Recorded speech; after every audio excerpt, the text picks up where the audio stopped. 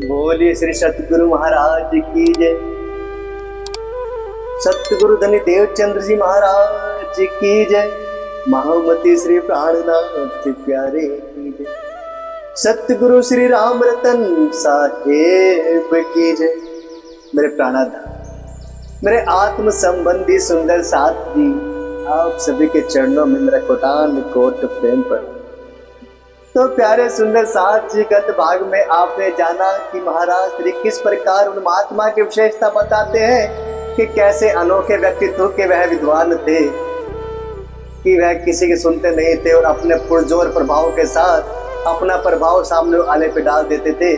और जब मीठा खाने के साथ होगी इच्छा करती है तो वह खुद गर्म कढ़ाओं में तपते हुए खदकते हुए मीठे में कूद जाते हैं और जैसे मीठे के साथ नहा रहे हों। और जब 3 कमंडल भर के मीठा लेके चलते हैं तो एक कोल्हू वाला बोलता है कि महाराज जी, हम बहुत गरीब हैं, हमारा तो पालन पोषण घर गुजारा सब इससे होता है, अगर आप सब ले जाओगे तो हम कैसे होगा, तो थोड़ा कृपा दृष्टि कीजिए। तो जानिए आगे क्या होता है। दे तो एक कमंडल वापस जब ये साले रोते हैं, दान कलेपन वालों के बिल्कुल भी हजम न होते हैं। कहते हैं कि चलो भाई एक कमंडल इन्हें वापस दे दीजिए। जो 3 कमंडल मीठे के भरे थे उनमें से एक कमंडल वापस कर दो कि ये साले रो रहे हैं, अपनी दरिद्रता दिखा रहे हैं कि हम बहुत ही गरीब हैं। और जो इस भाव से कुछ दे, कल्पने वाले जो कल्पते किसी चीज के प्रति, तो उनका कभी भी हजम नहीं होता। भीख में से भीख दे 3 लोग जीत ले। अगर भीख में से कोई भीख दे तो मानो 3 लोग भी जीते जा सकते हैं। बड़े कड़क कर का हमें यो, हमने भी अनुकरण किया, हमने एक कमंडल वापस उस कढ़ाओ में डाल दिया।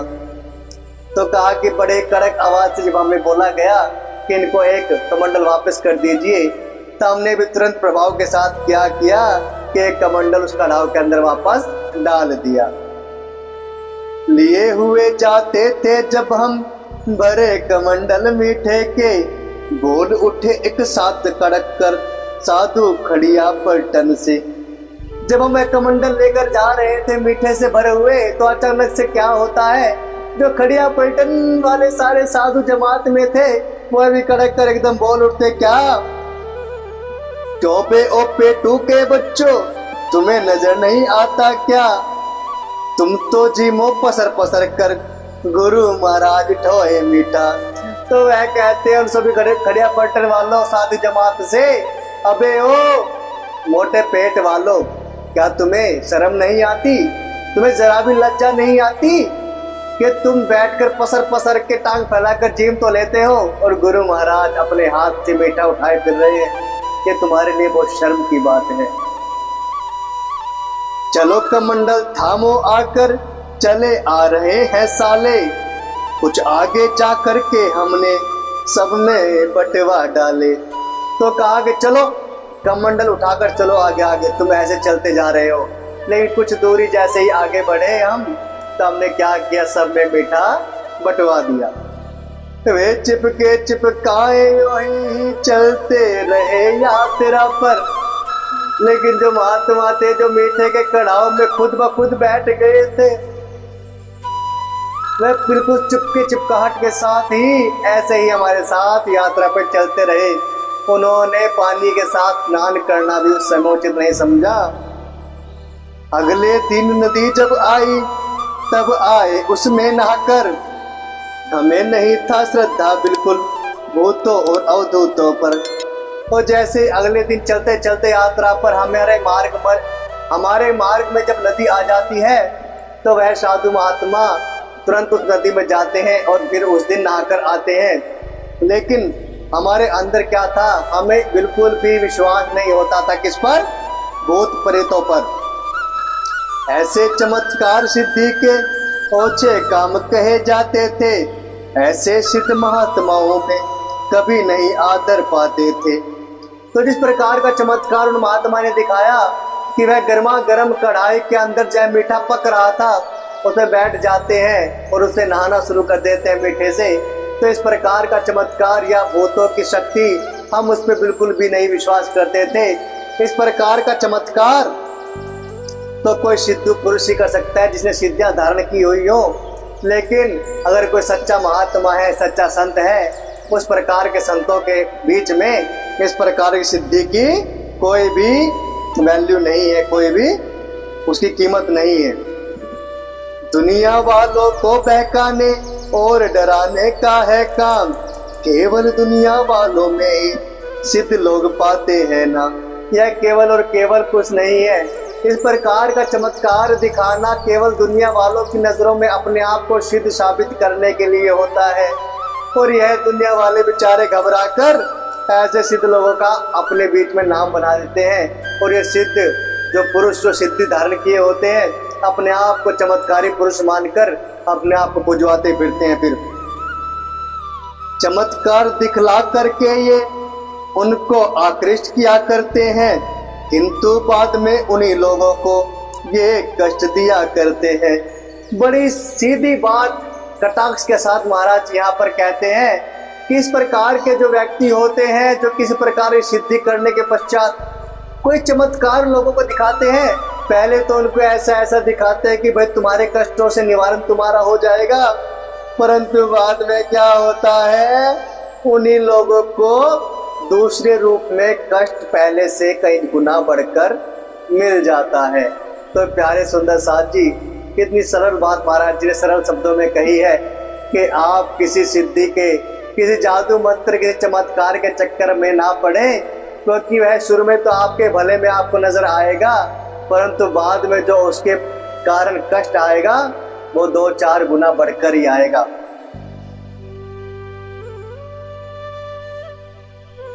चिन्ह नहीं होता है इनके पास तनिक परमार्थ का, इनका लक्ष्य हुआ करता है केवल अपने स्वार्थ का।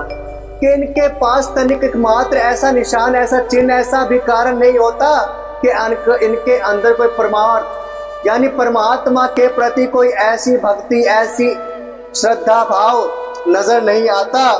इनका तो सिर्फ एक लक्ष्य होता है, क्या कि किसी ना किसी कारण इस प्रकार की सिद्धि के चमत्कार को दिखाकर अपना स्वार्थ को पूरा किया जाए केवल। बड़ी खुशी से एक रोज तो सिद्ध महात्मा यों बोले, छिपा हुआ था जो उनके ही है आकर के आगे खोले। एक दिन ऐसा होता है कि बड़ी खुशी के साथ वह महात्मा जी हमारे समीप आते हैं और हमें क्या कहते हैं, जो उनके हृदय में बहुत गहरी बात छिपी हुई थी वह हृदय को उजागर करते हुए हमारे समक्ष वह बात बोल देते हैं। क्या अजी गुरु जी, अब तो तुमको साथ सदा हम रखेंगे, साथ साथ ही रहे आपके, अलग नहीं होने दे। कहते हैं वो महात्मा महाराज जी से, अजी गुरु जी अब तो एक बात तो पक्की है कि भाई अब तो आपको हम हमेशा अपने साथ ही रखेंगे। अरे हम भी आपके साथ साथ अब तो चिपक कर रहेंगे इस प्रकार से कि आपको कभी हम अपने से जुदा तनिक भी अलग नहीं होने देंगे। हमने कहा ना रहना चाहे तो तब क्या जबरन रखोगे, जब हम जाना चाहेंगे तो कैसे नहीं जाने दोगे।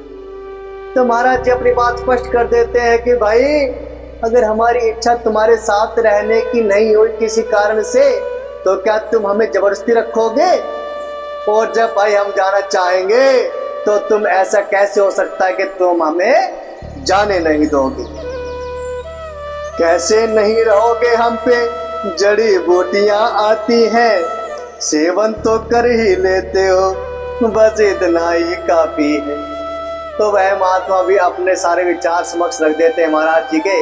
वे अपनी चालाकी इस प्रकार प्रदर्शित करते हैं कि महाराज जी समक्ष बोलते हैं कि क्या आप कैसे रहोगे महाराज जी, गुरु जी हमें सारी जड़ी बूटियां जादू मंत्र आते हैं, आप सेवन तो कर ही लोगे, कुछ ना कुछ हम इस प्रकार की चीज देंगे, अरे थोड़ा बहुत आप सेवन कर ही लेते हो, बस हमारे लिए तो इतना ही काफी है, हम उसमें ही आपको संतुष्ट कर देंगे और अपने पास रख लेंगे।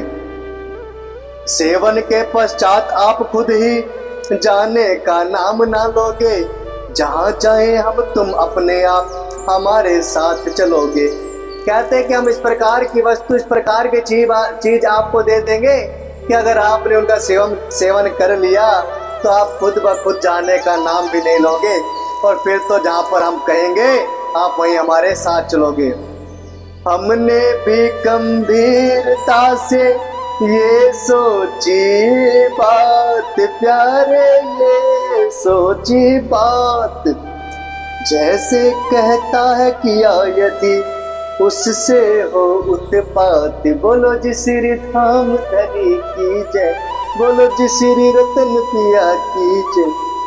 जब इस प्रकार का वक्तव्य, इस प्रकार की बातें वह महात्मा कर रहे हैं तो हमारे अंदर भी एक कुलबुलाहट सी हो जाती है, और गंभीरता के साथ हम विषय पर इस विचार करते हैं कि अगर जिस प्रकार की बातें यह महात्मा कह रहे हैं, अगर सच में कुछ ऐसा हो गया तो इसके कारण एक ऐसा उत्पात, एक ऐसा ज्वार भाटा आएगा कि उसको भी हम संभाल नहीं पाए, क्या पता। तो देखते क्या होता है। हो सकता है खिला पिला दे, हो सकता है खिला पिला दे, जैसे अब यह बकता है, साथ साथ फिर ना पड़ जाए जैसे कि यह कहता है। तो महाराज जी के अंदर एक विचार उत्पन्न हो जाता है कि जिस प्रकार से यह महात्मा हमें कह रहे हैं कि हमें जड़ी बूटियां तंत्र मंत्र आते हैं, अगर इसने कुछ सिद्ध करके हमें कुछ खिलवा पिलवा दिया तो भैया फिर तो कुछ ना कुछ ऐसा गड़बड़ हो सकती है कि हो सकता है हमें इसके साथ साथ ही रहना पड़ जाए। जिस प्रकार से कह रहा है, तो फिर करा कराया सारा मिट्टी में मिल जाएगा, इस प्रकार तो करा कराया नष्ट भ्रष्ट हो जाए। तो महाराज जी के विचार मन में उत्पन्न हो जाते हैं कि अगर इस प्रकार की कुछ गतिविधि हमारे साथ हो जाती है तो भैया इतने सालों से, इतने दिनों से जो हम परमार्थ की यात्रा पर निकले हुए हैं, तो सारा कराया कराया मिट्टी में मिल जाएगा। कितना भी परमात्मा के प्रति हमने लाभ अर्जित किया है वह सब हमारा नष्ट भ्रष्ट हो जाएगा तुरंत ही। सेवक की सी भांति साथ में लगे फिरोगे झंडू दत्त, इससे तो अब जान बचा लो, इसके साथ रहो। तो महाराज जी अपने आप से बातें करते हुए कहते कि भाई झंडू दत्त, अगर इसने इस प्रकार का कुछ कार्य आपके साथ कर दिया तो भाई नूर सोच ले झंडू दत्त, फिर तो ऐसा रहना पड़ेगा जैसा बस का कोई सेवक हो। बस ये लगा लो हर समय इसकी सेवा में रहना पड़ेगा। फिर तो अब इससे तो भाई अपनी जान बचा लो, अब तो इसके साथ रहना जरा भी देर उचित नहीं है। बैठ गए यह निश्चय करके, धार लिया हमने मन में, ऐसा अपने भाव बने ज्ञात न होने दी। हमने यह निश्चय कर लिया कि हमें इसके साथ नहीं रहना, इसका साथ हमें अवश्य छोड़ना है। तो हमने विचार बनाकर अपने ही मन में हमने विचार बना दिया, लेकिन उनको जरा भी अंदेशा नहीं होने दिया कि हम कुछ ऐसा सोच विचार कर रहे हैं। जिस चट्टी पर भी जाते थे नियम बना था उनका एक छटाक गांजा मांगा करते थे बेहिचक प्रत्येक, कि जहाँ पर भी वह जाते थे उनका एक नियम बन गया था कि उनको तो कहीं ना कहीं थोड़ा बहुत गांजा अवश्य चाहिए था, जिससे भी जो भी व्यक्ति उनको मिल जाता उनसे बेझिझक होकर वह गांजा अवश्य मांगते थे। जब दुकान गांजों की आई पहुंचे सुल्फा लेने को, हमने कहा महात्मा जी से लेकर के आ जाने को। जब देखा कि यात्रा में चलते हुए गांजे की दुकान आ गई तो वह महात्मा जी सुल्फा लेने के लिए पहुंच जाते हैं, और हमने बड़े सरल स्वभाव से उनको कहा कि जाइए महात्मा जी आप लेकर आइए, अपना कार्य पूरा कीजिए, हम आगे चलते हैं, तब तक आप बाद में आ जाना, आप निपट आवो लेकर के हमको चलते ही जाना। तो बड़े ही चतुर भाव के साथ महाराज जी उनसे अलग होने का विचार बना लेते हैं और कहते हैं कि भैया महात्मा जी आप एक काम कीजिए, आप अपना सुल्फा ले आइए, हम तब तक आगे इस रास्ते में चल रहे हैं और आप धीरे धीरे अपना सुल्फा लेकर आओ, हमको तो आगे चलता ही जाना है, आप तो हमें रास्ते में पकड़ ही लोगे। अनुमति दी कुछ हर्ज नहीं है, चलो आप हम आते हैं, इस सुल्फे वाले से सुल्फा अभी झपट कर लाते हैं। तो महात्मा ने भी कहते हैं कि जाइए महाराज, हमें कोई हर्ज नहीं, कोई तकलीफ, कोई दिक्कत नहीं है, आप जाइए आगे, हम इस सुल्फे वाले से थोड़ा सुल्फा ऐड कर तुरंत ही आपके पीछे पीछे आते हैं। कारूदास नाम का साधु एक हमारे साथ चला, वह भी अपने साथ महात्मा से बच कर के भाग निकला। तो उन 25 साधुओं की जमात में कारूदास नामक साधु भी था, जो कि हमारे साथ वहां से चल देता है, क्योंकि इसके अंदर भी विचार बन जाता है कि इस महात्मा से हमें अवश्य ही बचकर निकलना है। तो प्यारे सुंदर साथ जी जो महात्मा महाराज जी की आज्ञा के इंतजार में रहते थे, कि उनकी प्रतीक्षा करते थे कि महाराज जी आज्ञा दे और वो हम कार्य संभव करें, तो वह धीरे धीरे अब अपने रंग दिखाने लगे और वह चाहते थे कि महाराज जी को अवश्य ही हमेशा अपने साथ रखेंगे। और उन्होंने स्पष्ट कर दिया कि हमें जादू मंत्र, कुछ टोना टोटका, कुछ जादू मंत्र कुछ ऐसा आता है कि हम तुम्हें कुछ खिलवा देंगे, तो आप हमेशा ही हमें साथ रहोगे। तो उस कारण महाराज जी विचार बना लेते हैं कि इसके साथ रहना उचित नहीं है। तो बहाना लगाकर बड़े चालाकी से महाराज जी कहते हैं कि भाई तुम सुल्फा लेकर आओ, तब तक हम आगे बढ़ते हैं। तो प्यारे सुंदर साथ जी आगे देख के जब उस महात्मा से महाराज जी आगे अलग होकर निकलते हैं तो क्या होता है। तब तक के लिए मेरे प्राणनाथ, मेरे आत्म संबंधी सुंदर साथ जी, आप सभी के चरणों में मेरा कोटान कोट प्रेम प्रणाम।